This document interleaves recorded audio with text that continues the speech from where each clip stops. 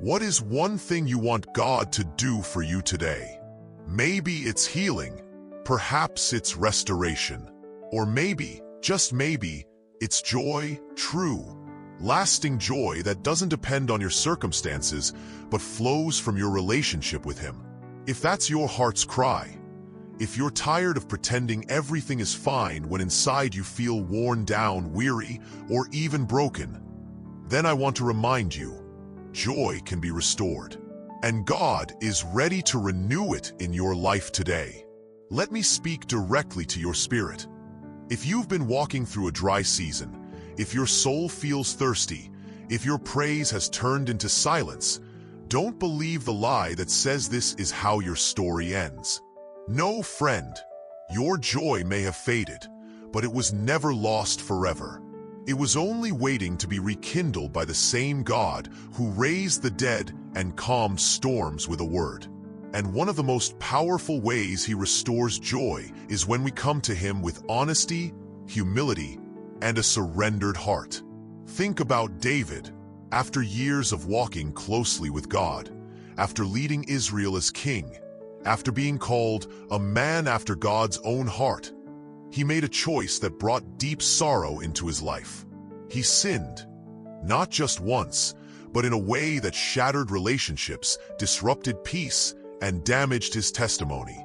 And when he finally came to the end of himself, when he stopped running from the truth, he cried out to God in Psalm 51 verses 10 to 12, "Create in me a pure heart, O God, and renew a steadfast spirit within me. Do not cast me from your presence, or take your Holy Spirit from me. Restore to me the joy of your salvation, and grant me a willing spirit to sustain me." That prayer wasn't just a plea, it was a turning point. Because David didn't stay in his failure. He didn't settle in shame. He didn't allow guilt to become his new identity. Instead, he ran back to God.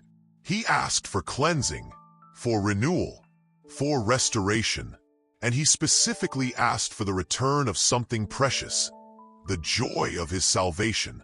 Because joy is one of the first things that fades when we drift away from God, and one of the first things that returns when we draw near again. Let's talk about this because many believers today are living without joy, not because they've fallen away completely, but because they've allowed distractions, disappointments, and even small compromises to steal their closeness with Christ. They know they're saved. They believe in heaven. But somewhere along the way, their worship became routine. Their prayers became empty. Their passion grew cold.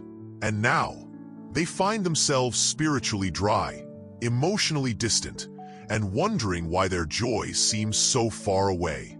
But here's the truth. God wants to restore your joy. He longs to refill your heart with His presence and refresh your spirit with His peace.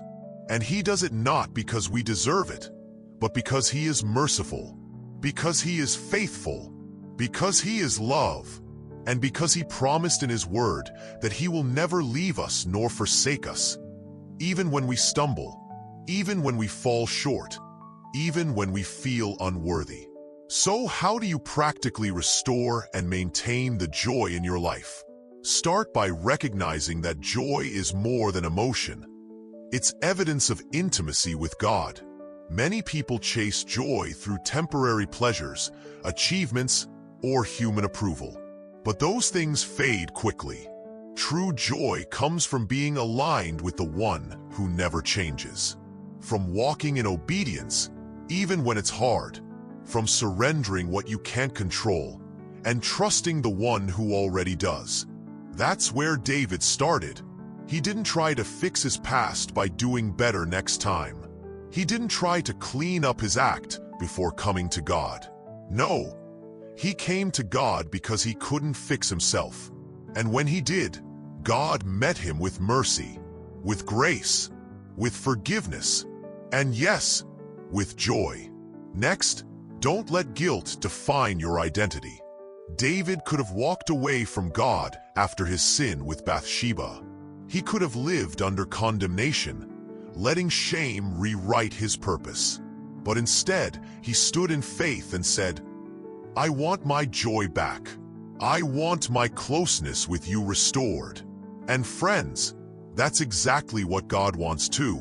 He doesn't want you living under regret. He doesn't want you trapped in yesterday's failures. He wants you free.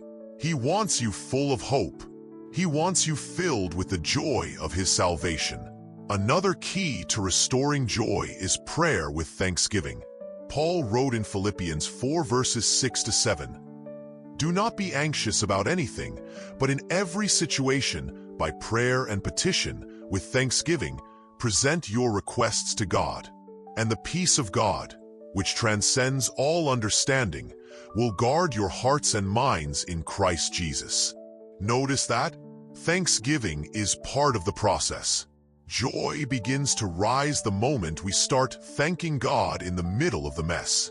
When we stop rehearsing our problems and start remembering his provision. When we shift from worry to worship. Because gratitude fuels joy. Praise preserves it. And prayer with thanksgiving produces peace that protects your heart. Also, let worship awaken your spirit again. So often, we wait until we feel joyful to sing. We think, "I'll praise God when I'm healed, when I'm promoted, when I'm at peace." But David sang while hiding in caves. Moses led while carrying burdens. Paul and Silas praised while bound in chains. Why? Because worship disarms the enemy. It silences confusion. It reignites courage. And it reminds us that our God is greater than any giant we face. You don't have to wait until everything looks good to worship. Praise him because he is good. Worship him because he is faithful. Declare his name over your pain.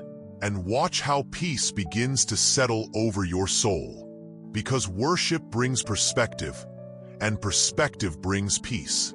Surrender plays a huge role in maintaining joy too. So often, we try to manage our emotions ourselves. We stress over outcomes. We wrestle with control. But true joy comes when we release what we can't handle and trust the one who can.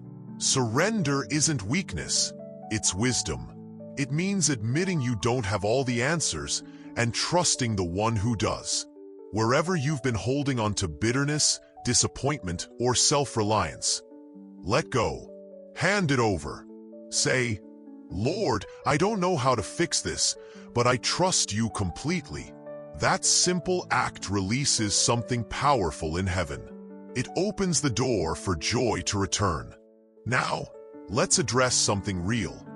Many believers lose joy because they stop believing in God's goodness.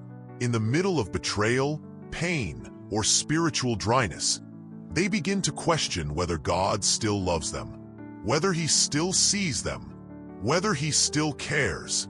But listen carefully. He does. He always has. He always will. David messed up terribly, yet God didn't remove his favor. He didn't abandon his calling. He didn't cancel his purpose. Instead, he restored David. He renewed his spirit, and he gave him back the joy he had lost. And he will do the same for you. Peter denied Christ 3 times, yet he became the rock. Paul persecuted the church, but God transformed him into a vessel of honor. Joseph was betrayed and imprisoned, yet God used those years to prepare him for palace purpose. Their stories prove the same thing. No matter how far you've fallen, no matter how long the pit, no matter how dark the night, his grace covers it all. Your mind is one of the most important battlegrounds in your spiritual life. Negative thoughts creep in easily. They whisper, "You've gone too far.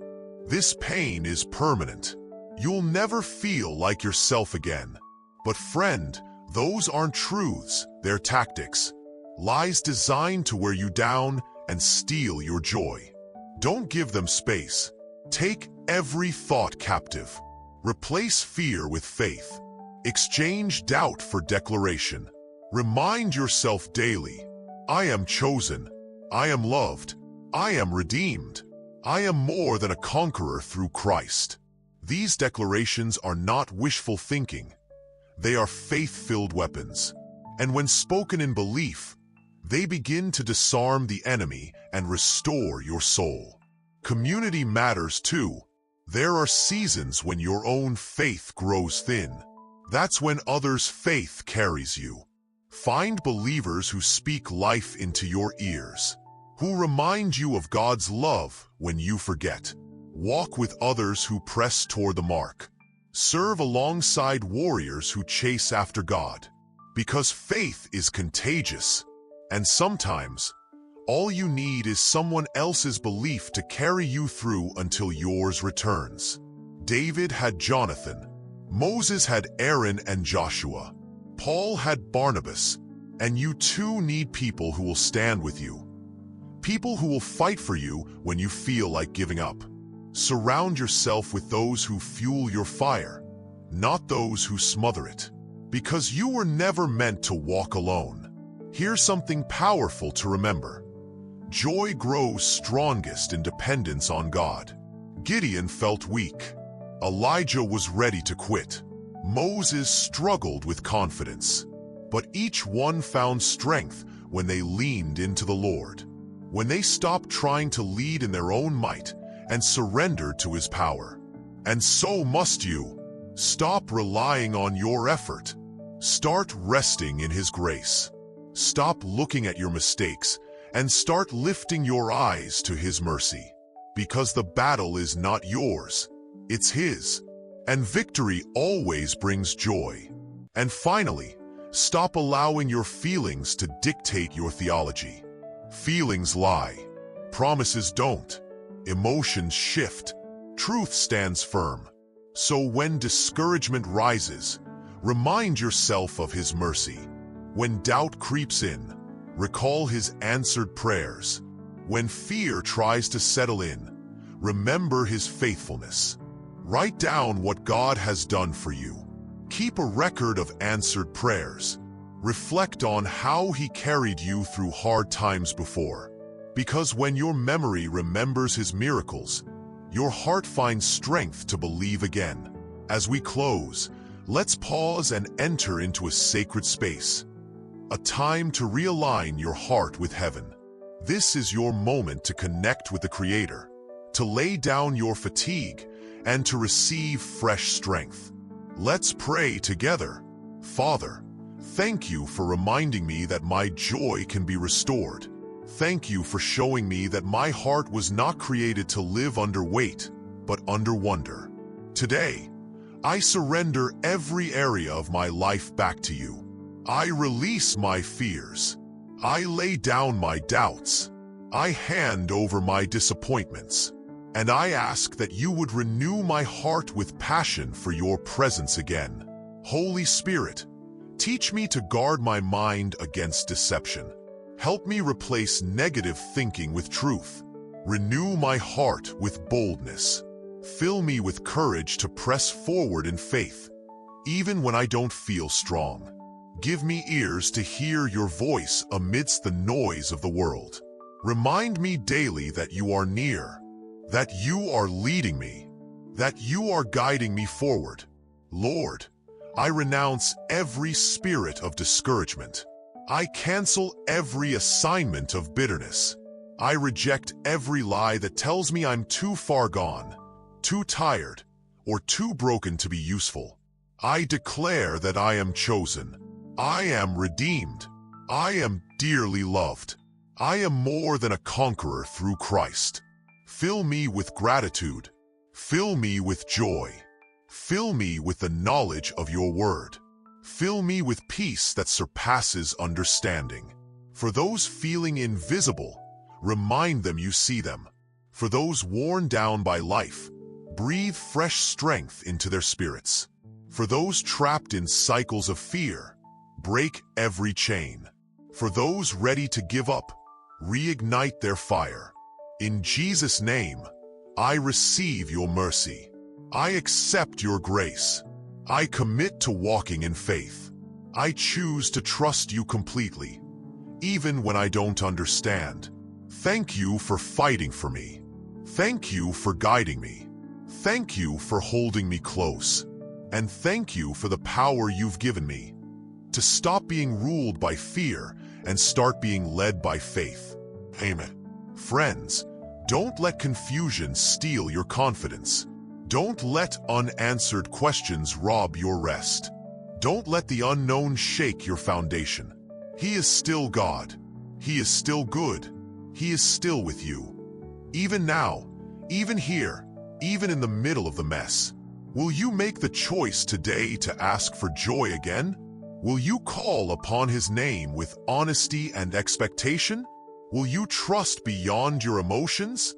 Because your breakthrough is closer than you think. If this message encouraged you, please share it with someone else who needs to hear it. And don't forget to subscribe so we can continue growing together. Until next time, may your heart be filled with the assurance that God sees your efforts, hears your prayers, and loves you deeply. May your soul rest in the knowledge that He is trustworthy beyond measure. Restore and maintain the joy in your life, and watch as He fulfills His promises in ways you never imagined.